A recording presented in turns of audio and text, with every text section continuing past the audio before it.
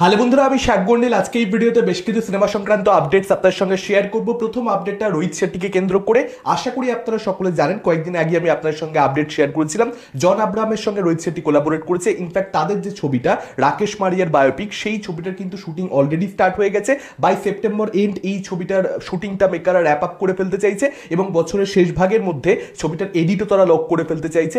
Early 2026-এ ছবিটা মুক্তি পাবে, এরকমটাই আপাতত আপডেট। এবং একবার এই ছবিটা মুক্তি পেয়ে গেলে ফেব্রুয়ারি বা মার্চ মাসে 2026 সালে সেই সময় থেকেই কিন্তু গোলমাল 5-এর শুটিংও অজয় দেবগন স্টার্ট করে দেবে। ফ্লোরসের ছবিটা চলে যাবে, এরকমটাই কিন্তু আপডেট আসছে। গোলমাল 5 যে হবে সেই ব্যাপারে আপডেট বহু আগে একবার আপনার সঙ্গে আমি শেয়ার করেছিলাম। মিডিয়া রিপোর্ট সেরকমটাই অনেক আগে এসেছিল এবং এখন জানতে পারা যাচ্ছে হ্যাঁ, পরের বছরের ফার্স্ট হাফ থেকে কিন্তু এই ছবিটা শুটিং স্টার্ট হয়ে যাবে। অর্থাৎ অজয় দেবগনের সঙ্গে আরো একবার রোহিত শেট্টির কোলাবোরেশন, ইনফ্যাক্ট 14th কোলাবোরেশন আপনারা কিন্তু দেখতে পেতে চলেছে। এর পরবর্তী আপডেটটা বর্ডার 2 ছবিটাকে কেন্দ্র করে সানি দেওয়ালের আপকামিং বলিউড সিনেমা, যেখানে আপনারা বরুণ ধাওয়ান এবং দিলজিৎ দোসাঞ্জকেও ইম্পর্টেন্ট ক্যারেক্টার প্লে করতে দেখতে পাবেন। ইনফ্যাক্ট আহান শেট্টিকেও সেই ছবির মধ্যে আপনারা দেখতে পাবেন। তো এই ছবিটার ব্যাপারে রিসেন্ট যেটা আপডেট, এখানে কিন্তু সোনাম বাজওয়াকেও আপনারা দেখতে পাবেন বাই জুন এন্ড, অর্থাৎ এই মাসের শেষ ভাগ থেকে সে কিন্তু ছবির শুটিং অলরেডি স্টার্ট করিতে চলেছে। এবং আপনাদেরকে জানিয়ে রাখি, দিলজিৎ দোসাঞ্জের সঙ্গে তাকে কিন্তু আপনারা জুটিবদ্ধ দেখতে পাবেন এই ছবির মধ্যে। বা দেখা যাক তার ক্যারেক্টারটা এই ছবিতে কতটা ইম্পর্টেন্ট হয় বা না হয়। এর পরবর্তী আপডেটটা তামিল সুপারস্টার রজনীকান্ত এবং লোকেশ কানাগরাজের কুলিকে কেন্দ্র করে। এই ছবিটার ব্যাপারে কয়েকদিন আগে আমি আপনাদের একটা আপডেট শেয়ার করেছিলাম যে ছবিটার বাজেট হতে চলেছে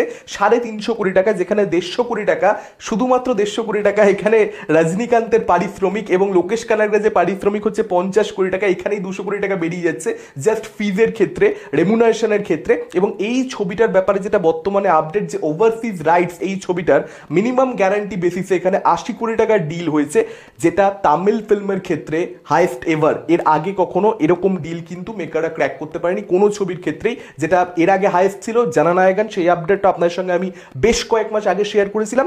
বিজয়ের আপকামিং ছবি থালাপতি বিজয়, যেটা 70 থেকে 75 কোটি টাকা ওভারসিজ রাইটসটা ওই টাকাতে বিক্রি হয়েছিল, সেটাকেও কিন্তু এখানে কুলি বিট করতে চলেছে। সেরকমটাই কিন্তু বর্তমানে আপডেট রয়েছে। এর পরবর্তী আপডেটটা মালায়ালাম দৃশ্যম 3-কে কেন্দ্র করে, অর্থাৎ মোহনলালের দৃশ্যম 3, জিতু জোসেফের দৃশ্যম 3, সেই ছবিটার কিন্তু শুটিং সেপ্টেম্বর মাস থেকে স্টার্ট হতে চলেছে, এরকমটাই আপডেট। এটা বিভিন্ন মিডিয়া রিপোর্ট সাজেস্ট করছে। মেকাররা অফিসিয়ালি কোনো ধরনের অ্যানাউন্সমেন্ট তো করেনি। বছরের গোড়ার দিকে ছবিটার অ্যানাউন্সমেন্ট হয়ে গেছিল, কিন্তু কোন সময় শুটিং স্টার্ট হবে, রিলিজ ডেট কি হবে, সে বিষয়ে কোনো রকম আপডেট সেই সময় মেকাররা ইনফরমেশন তো কিছু রিভিল করেনি।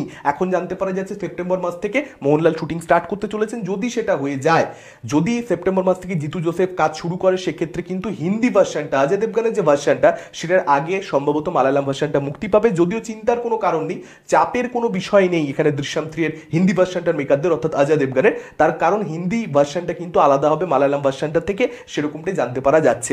অর্থাৎ এখানে কিন্তু ফ্রেম বাই ফ্রেম রিমেক হবে না, চেঞ্জেস থাকবে। তো পরেও যদি হিন্দি ভার্সনটা আসে, সেটা কোনো ধরনের চ্যালেঞ্জিং বিষয় হিন্দি ভার্সনটার জন্য হবে না, যদি সত্যিকারের চেঞ্জেসগুলো ফর রিয়েল করা হয়ে থাকে। এবার জাস্ট বলার জন্য বলা চেঞ্জেস করছি, আসলে চেঞ্জেস নেই, ওই টুকটাক কিছু চেঞ্জেস, ওভারঅল যে মূল গল্পটা সেটা একই, সেক্ষেত্রে প্রবলেমে পড়বে। কিন্তু আমার মনে হয় না অজয় দেবগন কোনো বোকা লোক। অজয় দেবগন যথেষ্ট বুদ্ধিমান একজন অ্যাক্টর, যথেষ্ট বুদ্ধিমান একজন প্রডিউসার।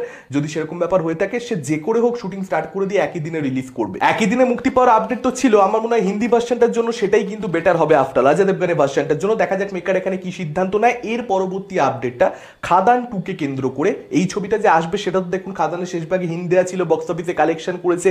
দেব যে আনবার কথা ভাববে বা সুরিন্দর ফিল্ম যে আনবার কথা ভাববে, সেটার ব্যাপারে আমরা সকলে নিশ্চিত ছিলাম। কবে আসবে সেটাই দেখবার মতন ব্যাপার ছিল। মিডিয়া রিপোর্ট এরকমটা সাজেস্ট করছে বর্তমানে, যে এই ছবিটা সম্ভবত 2026-এর ক্রিসমাসে আসতে চলেছে। ক্রিসমাসে ফার্স্ট পার্টটাও এসেছিল, আগের বছর এসেছিল।